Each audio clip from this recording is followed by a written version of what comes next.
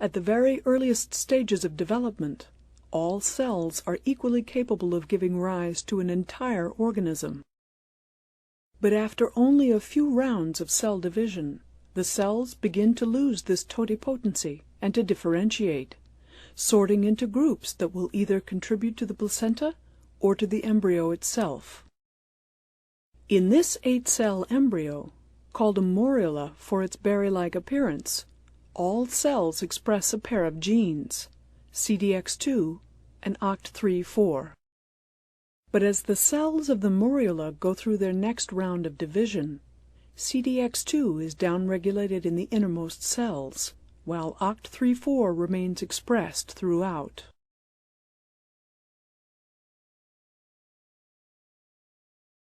The segregation of these genes is maintained as the cells continue to divide, until after about 10 rounds of division, the embryo has become a hollow ball, known as a blastocyst. The outer layer of the blastocyst is made up entirely of cells that express CDX2.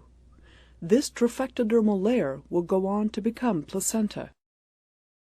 On the interior, OCT3-4 marks a small cluster of cells with phenomenal ability to differentiate.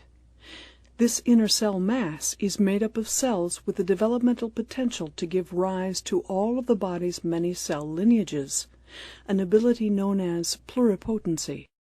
And indeed, every one of the cells in your own body can trace its ancestry back to these few dozen pluripotent stem cells.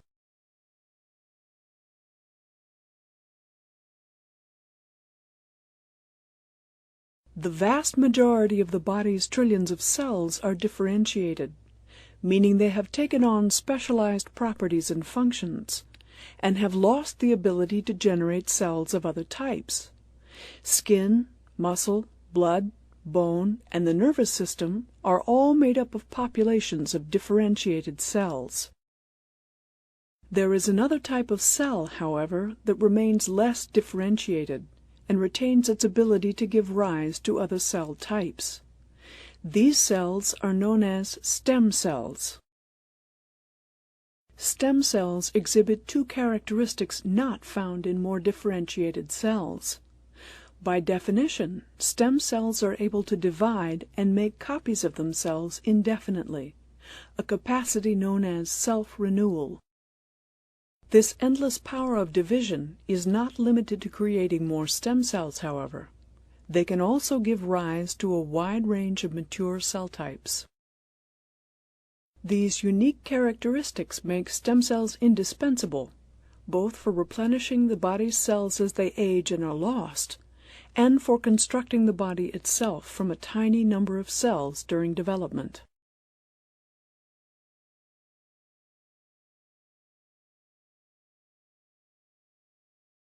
Even after the embryo has grown into an adult, many of the body's cells continually die off and need to be replaced.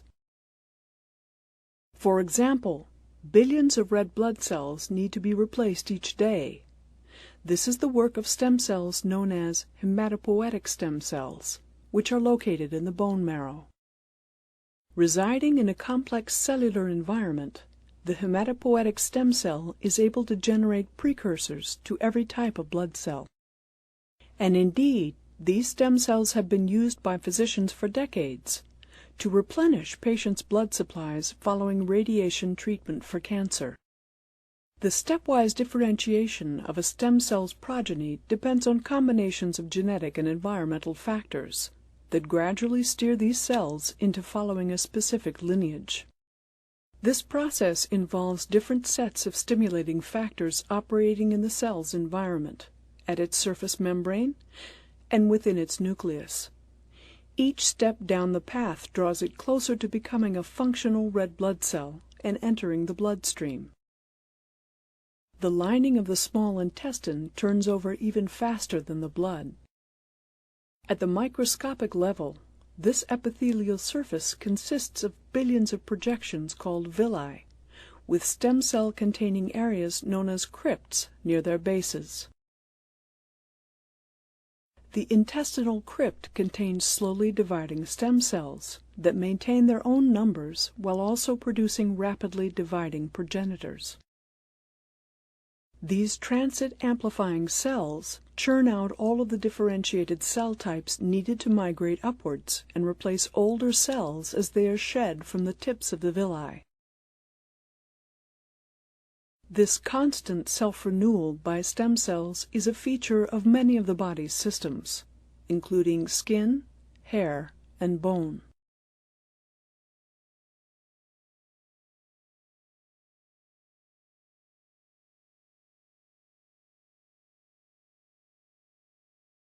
Not all of the body's organs regenerate as readily as the blood and the lining of the gut, and the multipotent stem cells that have been identified in the adult body are both limited in their ability to generate other lineages and difficult to maintain in culture.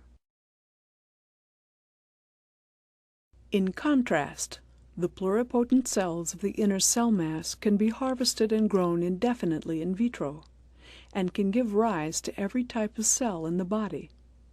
These pluripotent cells in culture are known as embryonic stem, or ES cells. By culturing these cells under controlled conditions, it is possible to steer their differentiation into specific cell types. For example, ES cells cultured on a bed of stromal feeder cells and treated with inductive factors such as BMP4 and sonic hedgehog tend to differentiate into neural lineages. By testing various ES cell culture conditions, scientists are gaining new insights into the biology of the differentiation processes that build and sustain and may one day be used to heal our bodies.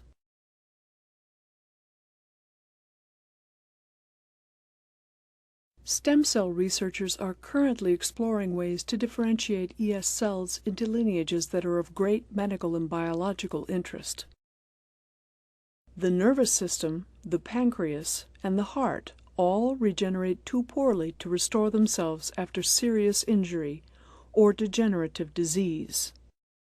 Scientists are now seeking ways of using the knowledge they gain every day from the study of embryonic and somatic stem cells to help save patients' lives and to improve our understanding of their seemingly limitless potential.